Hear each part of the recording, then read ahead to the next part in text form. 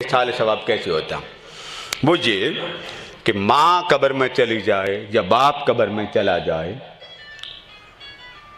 تو آقا علیہ السلام نے فرمایا من زارا، جس شخص نے زیارت کر لی، لفظ حضور علیہ السلام کے، من زارا جس نے زیارت کر لی، کس کی؟ قبر۔ امام سیوطی نے اس کو لکھا الدر المنصور میں، تفسیر میں الگ لکھا، سنن البیہقی میں الگ لکھا، طبرانی نے الگ لکھا مرفوعاً کہ جب کوئی شخص اپنی ماں کی قبر پہ چلا جائے یا والد کی قبر پہ چلا جائے اور گناہگار ہے، من زار قبر ابوی، اپنی ماں کی قبر کو دیکھنے چلا جائے یا باپ کی قبر کو دیکھنے چلا جائے، ماں باپ میں سے کوئی ایک فوت ہو جائے، تو اللہ پاک اس بچے کے گناہوں کو ماں باپ کی قبر صرف دیکھ لینے کے صدقے میں معاف کر دیتا۔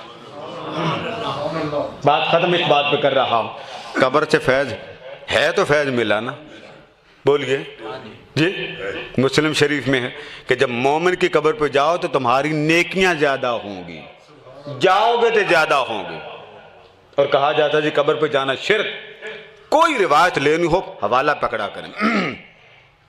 اور دوسری روایت جس کو علامہ ابن القیم نے بیان کیا کتاب الروح میں، یہ ابن تیمیہ کے شاگرد، وہ بیان کرتے ہیں کہ اگر ماں قبر میں چلی جائے یا کوئی مانوس دوست قبر میں چلا جائے اور زیارت کرنے والا قبر پر کھڑا ہو، کانا یعرفہ فی الدنیا، وہ جو کھڑا ہے قبر پر وہ اس میت کا دوست تھا، عزیز تھا، احباب میں سے تھا، جب قبر پر وہ کھڑا ہو کر سلام کرتا ہے تو میت کو اللہ پاک فرماتا اٹھ، کھڑے ہو کر اپنے دوست کا، اپنے عزیز کا، اپنے احباب کے سلام کا جواب بھی دے اور اس کے لیے دعا بھی کر۔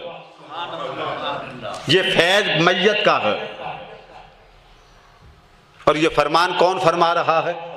تاجدار کائنات۔ یہ کوئی عام بات میں نہیں سنا رہا۔ تو پتہ چلا کہ میت سنتی بھی ہے، میت دیکھتی بھی ہے، میت جانتی بھی ہے، میت پہچانتی بھی ہے، میت دیتی بھی ہے۔ جو حدیث سنا کے بعد ختم کر رہا ہوں، فرمایا وہ میت جتنی دیر تک میت کے پاس بیٹھا رہے گا، ماں کیا کرتی؟ جا پترا اللہ تن سلامت رکھے، جب تک بچہ واپس نہ آئے ماں دعا دیتی ہے کہ نہیں دیتی؟ اونچا بولیں، جب تک واپس نہ آئے ماں کی آنتیں متحرک رہتی ہیں کہ نہیں رہتی؟ مضطرب رہتی۔ آقا نے فرمایا جب بچہ اپنی ماں کی قبر پہ جاتا، عزیز و اقارب کی قبر پہ جاتا اور ماں کی قبر پہ جا کے بیٹھتا، جس طرح زندگی میں ماں اس کے لیے دعا کرتی تھی، جتنی دیر تک وہ قبر پر بیٹھا رہتا وہ ماں قبر میں بیٹھ کر بچے کی سلامتی کی دعائیں دیتی رہتی۔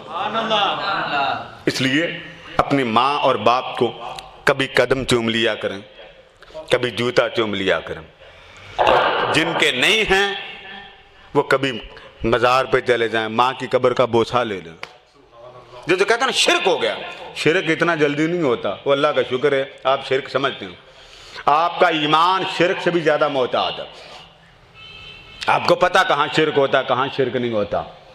تو فرمایا کہ جب بندہ نماز پڑھتا، اب آپ کہتے ہیں جی ثواب کیسے پہنچتا؟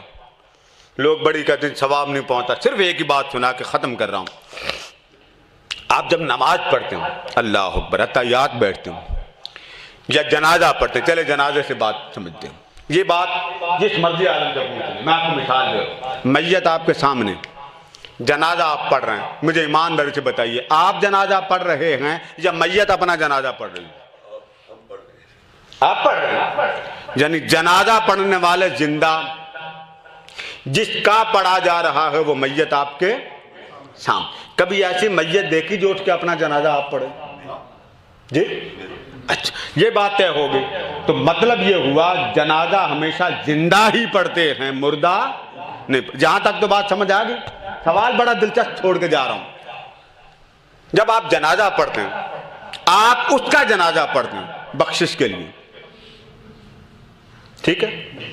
سادہ سا سوال، جنازہ پڑھتے ہیں میت کے لیے، اس کی بخشش کے لیے، اس کی مغفرت کے لیے۔ اب وہ جو جنازے میں آپ پڑھتے ہیں اللہم اغفر لحیتنا، یا اللہ ہمارے زندہ کو بخش، پھر آپ کیا کہتے ہیں؟ واہ میتنا، پہلے اپنی بخشش کی دعا مانگتے ہیں، پھر آپ کس کے لیے دعا مانگتے ہیں؟ میت کی۔ پھر آگے پڑھیے وشاہدنا، جتنے حاضر ہیں سب کو بخش۔ آگے جملہ بولیے غائبنا، جو یہاں نہیں ہیں ادھر ادھر ہیں یا اللہ ان کو، وصغیرنا وکبیرنا وذکرنا وانثانا، یہ ساری دعائیں آپ کرتے ہیں۔ سادہ سا سوال ہے، آپ کی دعا جو آپ نے میت کے لیے کی، اگر آپ کہیں جی ثواب نہیں پہنچتا، جیسے لوگ کہتے ہیں جو ثواب نہیں پہنچتا، جو کر گیا کر گیا، تو آپ کا جنازے کی دعا کیسے پہنچی؟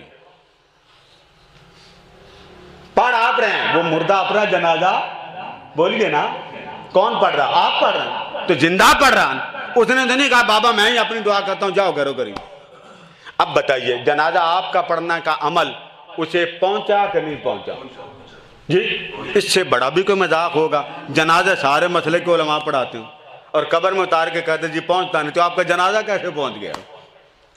لہٰذا ہمیشہ یاد رکھیں اللہ نے نماز کا حصہ بنا دیا ہے دعائے مغفرت، بھلے کوئی سنی ہے وہابی ہے دیوبندی ہے شیعہ، نماز پڑھتا ہے بھلے وہ کسی کے لیے دعا مانگے نہ مانگے، اللہ پاک نے حکم دے دیا، قرآن مجید کی آیت میں دے دیا کہ نماز تیری مکمل تب تک نہیں ہوگی جب تک تو میرے غلاموں کے لیے، میرے بندوں کے لیے بخشش کی دعا نہیں مانگے گا۔ اب آپ پڑھیے، جب آپ اتحیات مکمل کر دیں آخر میں کیا پڑھتے ہیں؟ رب اجعلنی مقیم الصلاۃ ومن ذریتی ربنا وتقبل، یہ آپ کی اپنی دعا ہو گئی۔ آگے پڑھیے ربنا اغفر، یا اللہ مجھے بخش۔ آگے کس کا نام آ رہا؟ والے آپ والدہ، آپ نے تو اپنی بخشش مانگ لی، باری تعالیٰ بخش دے، بھئی کس کو بخشوں؟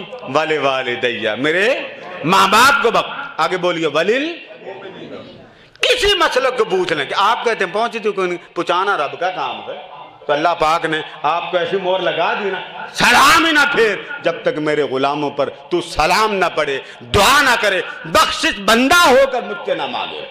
ولی والدی، آگے کیا کرتے ہیں؟ وللمؤمنین یوما، جب تک حساب قائم نہیں ہوتا مولا بخشی جا بخشی جا بخشی جا، تاکہ قیامت تک جنت میں جب جنتی جائیں تو حضور کے غلام سب نبیوں سے زیادہ ہوں گے۔